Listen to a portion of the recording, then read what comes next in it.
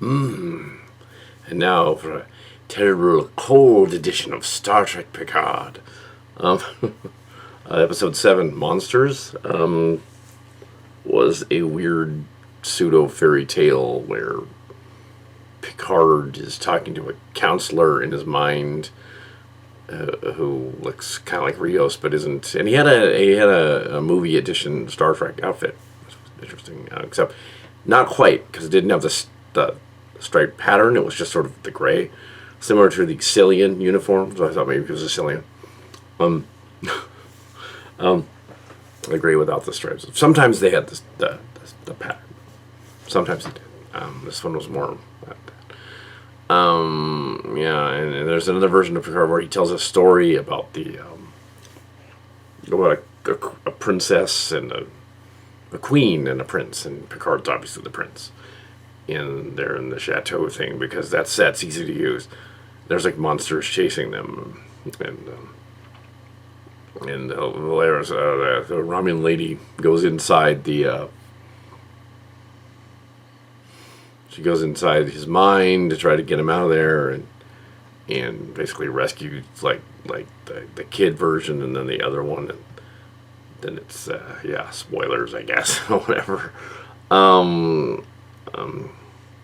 It's revealed that somehow he's a personification of Picard's father, which is very much like Contact, that movie. Wouldn't he recognize the counselor as his father immediately, though? And say, like, why are you the counselor? Because that doesn't make sense. And the son, it's a son, literally there's a son, like he can hold, as a prop. Also, Rios, on the outside is trying to keep them from getting to the Romulan thing. They sort of imitate Star Trek 4, and at one point Picard is failing or something, and Raffi and Seven beam. They've gone back to the ship. And they beam the a cortical stimulator to him so he can sap his brain. But then revealing to the doctor lady that he's a spaceman, so she's got to go visit the ship. So he brings the girl and the kid to the ship, like in Star Trek 4 with Gillian. A lot of Star Trek 4 kind of references, including earlier that bus ride with the guy who was actually the guy who did the "I Hate You" song. It's kind of the same thing here. Picard goes to. He's awakened. He goes to. They're trying to look for. Well, but first of all, 7 of 9 and Girardi, Raffi are looking for Girardi, who broke a window the night before in a bar, and is trying to queen herself, turn herself into the Borg queen.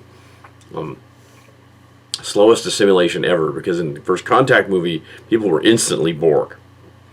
When the Queen zapped them, they were instantly turned into Borg. But for some reason, this one takes a long time. Instantly Borg, more like Generation 1 assimilation. Even Voyager 1 was quicker than this one. Not sure how the programming nanobots works in that case. The nanoprobes. Then there was a guy at the end in the bar. They tried to summon Q and it doesn't work. And then they summon this other dude who comes in, and it turns out thought maybe he was going to be a Q or a Cillian, but actually he's a cop. And the people in the cop are coming to arrest him. That would make the question that in the plot hole from the night before, the plot hole where he's lying on the ground after getting hit by a car, and then what's his name gets out, and Adam Soong apparently ran off. They didn't show that part, and they didn't show how they rescued him, Picard, to the clinic. How did they get him there? Did they just run down the street to was it that close that they could just run over to this clinic thing? Was it just down the road? Because they didn't explain that, and they didn't use the transporters at that point. So it could have been a simple thing in there. Oh, ship, beam us over here to the clinic. That didn't happen, so it was a plot hole in the Frakes episode. This one I don't think was Jonathan Frakes. That's going to be somebody else. Not a bad episode with the monster imagery and stuff, although the counselor being the father was really, really obvious, and that was not really a surprise at all. It was a surprise, though, is that Picard wouldn't immediately recognize what his father looks like. Why wouldn't he recognize what his father looks like?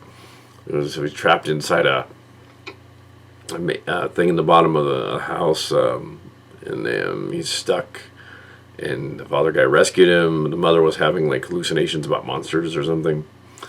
Early there, pounding, yeah, and then they all are off in a straitjacket.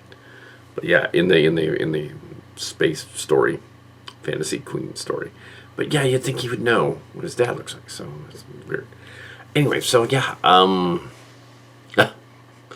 don't know what Girardi 7 is up to, but Rios has broken the Prime Directive and inventing his girlfriend. That's probably his distant ancestor on the ship. Yeah. It should be revealed at some point that it's his great grandmother. And Starship Locations meets Transformers. We did something similar to this scene, so we had to do something similar. They go to 2024. Somebody's an ancestor of somebody. I won't say which ones. You'll have to watch it. It's not me. Yeah, there's an ancestor of somebody. Yeah. So that'll be airing on the channel here, and on the Chimera channel. It crossover. It's aired on both channels. Yay! Yeah, that'll be interesting. Wonder if they'll get copyright strike for the other channel, even though no, it's the same video. I'll save it twice. That's what I'll do. Another copy of it. That's the different title. I'll save it twice. But yeah, I don't think it matters if it's my own stuff. Yeah. So yeah, but Picard is not. I had nothing to do with this episode. But it was better written than the other one, and it wasn't as short. I think they cut some stuff out of the last one. Because yeah, and why would they be arresting like him? I think he might be the cop might be a Q. That might be what's going on. Also, in that universe, they might be in the alternate timeline to begin with, and everything that's happening to them. I mean, the Borg Queen, one that suggests going there. We don't know that she knew that. I think she just figures that's where she's going to go. So we don't know. But the past Guinan is played by another actress, and yeah. Yeah, we get the reveal of the Romulan lady, like, they said ancestor or something, but why couldn't it just be her? It's Romulan. Yeah, why couldn't the future one actually be just, it's just Laris. She's just really long-lived, I guess. Well, 400 years is kind of a lot for a Vulcan now. She's probably her ancestor, like, yeah, descendant. Yeah. So another Laris in the future. She did mention the cortical mind meld thing. So that's clearly what she was. Yeah, so there's my rundown. It was fine. The monster thing was kind of obvious. I wonder why they're doing. I don't know why they're doing like Melancholia and stuff. I guess because they saw the movie Melancholia and they thought it would be cool. I don't know. Anyway, yes, my throat sounds very sexy. So yes, it's cold. Anyway, so yeah, yeah, but melancholia is not schizophrenia. It's not borderline personality disorder. This other person seeing things in her past through as a queen or whatever, seeing things in her past, seeing things that aren't there. That's a hallucination, schizophrenia. They call it a borderline personality disorder. That's not the same thing as depression. That really is not the same thing. So, yeah, they're just throwing everything out there. Why don't they just say somebody has sickle cell anemia for no reason, or ABS or something? Somebody has a bad case of the runs, take it to IBS or something. Might as well just throw out random illnesses for all the crew. There was a little bit of mansplaining by the doctor guy, but since it was another dude, that's fine. There was a little. I think I played on another video about the how the millennial version of writing stuff nowadays is very much let's hit you over the head with a message. And there was an old producer guy, Chato, was talking on his website, Chato, from the TV industry, and he was all. Yeah, nowadays they were doing message all along. Hollywood has done message movies. It's just that nowadays they hit you over the head with it.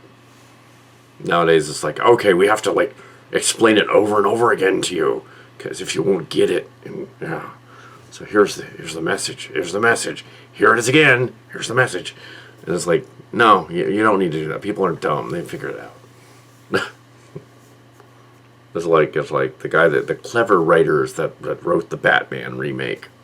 You just show the cup with a question mark in it. You don't need to say, this guy's the Riddler. There's the cup. It's the Riddler. This is all you need. Anyway, yeah, was the other guy a Q? I think there's still overlords involved here. They're taking away Q's powers. And there's still Cillians, and they're going to come out. I think they're going to. And they kept showing weird imagery and stuff. What are they going to show the Continuum? I thought at first he might have been in the Continuum when they did the counselor scene. It was sort of a version of it. They were going to cheap out. I didn't. In my fan film with marked cards, Star Trek Chimera, The Destiny Device, there's 3 acts. They're 50 minutes long. Over there on the Chimera channel, you can watch. We went to the Continuum in the 3rd act, and the 3rd of the 3 parts, and we showed a Q Continuum. Now with action figures and the strobe lights and Halloween lights from Spirit and Disney Stick and a bunch of stuff in there. And they also kind of implied that Picard had a kink for the counselor dude at first, which was weird because it turns out to be his dad later. He's got the kind of a dad fetish. No, he doesn't have an Oedipus thing either. It's gross. But no, but I thought maybe they were going to do the Mr. Picard thing from Trek Core and reference it there, but they didn't. Yeah, it's probably just as well. They weren't referencing Mr. Picard from Trek Core. I have though, in the sequels, Strange Worlds, Starship Location Strange Worlds. Lucky Clerk, our version of Picard, is married to Sam Clerk, Mr. Picard. So, anyway, but that's not the actor though. In the story, it's a voice, a different person doing the voice. Okay, so, anyway, so that's my review of Monsters. Ooh, a better version of Night Terrors, and a little bit of Sub Rosa. Some next gen for you there. Sub Rosa, yeah. That a Mark's Cards one, I think, Sub Rosa. That was the one where Night Terrors was one where Deanna Troi floats around in the middle of nowhere, and it's really like, I don't know which Pine Hill student wrote that one, but wow. That was kind of lame. And then there was Sub Rosa, in which Dr. Crusher falls for a ghost in a candle. Yay. That was definitely a Mark's Cards one right there. As a joke. It would be funny as if it would be funny as if Dr. Crusher falls in love with a ghost candle. We'll write that. Like, it was a joke. Don't write that. It's not a good idea. In the 7th season, don't do that. They did. Yeah. Anyway, so, Anyway, so yeah, next shit is up. More to come.